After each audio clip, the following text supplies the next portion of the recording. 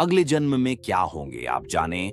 विष्णु पुराण से विष्णु पुराण कथा में राजा जड़भरत की कहानी का जिक्र किया गया है।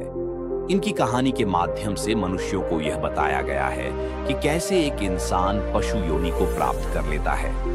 आगे की कहानी जानने से पहले चैनल को सब्सक्राइब जरूर कर लेना, क्योंकि इस चैनल पर इसी तरह का वीडियो मिलता रहता है।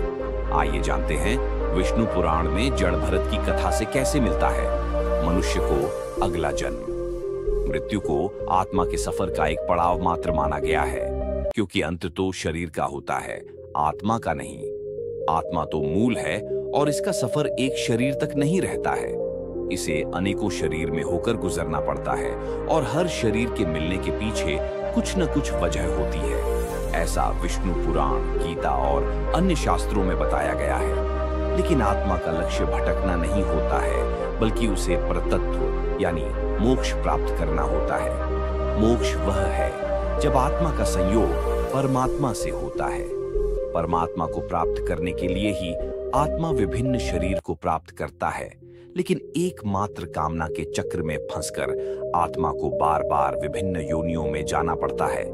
जड़भरत की कथा है कि वह एक महान संत राजा थे। प्रजा का पालन भी वह धर्मपरायण होकर करते थे। लेकिन एक दिन हुआ ऐसा कि जब वह स्नान कर रहे थे, तभी एक हिरणी सिंह के भय से भागते हुए नदी में कूद गई, लेकिन वह नदी को पार नहीं कर पाई। हिरणी गर्भवती थी और जल में ही उसे प्रसव हो गया। उसने एक हिरणी को जन्म दिया और वहीं मृत्यु को प्राप्त हो गई। राजा को हिरणी के बच्चों को देखकर उस पर दया आ गई और वह उसे लेकर अपने राजभवन में आ गए।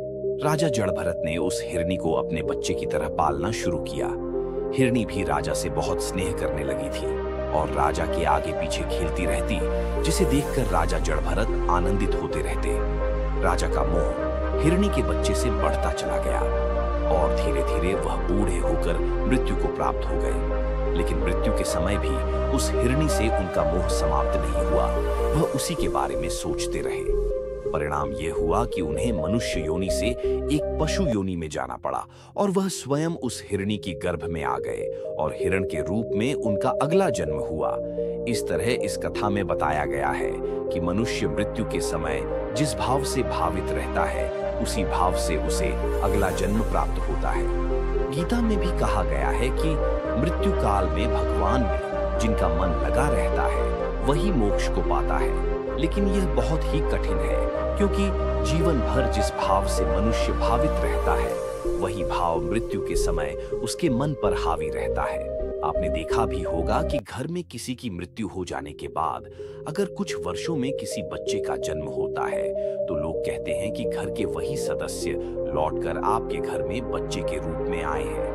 दरअसल यह उस व्यक्ति के अपने परिवार के प्रति मोह और कामना को दर्शाता है, क्योंकि मनुष्य अपनी कामनाओं और परिवार के मोह से जल्दी निकल नहीं पाता है।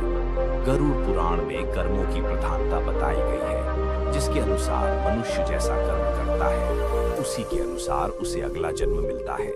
इसीलिए कर्म और कामना, इन दोनों को ही मनुष्य के अगले जन्म का कारण माना जाता है।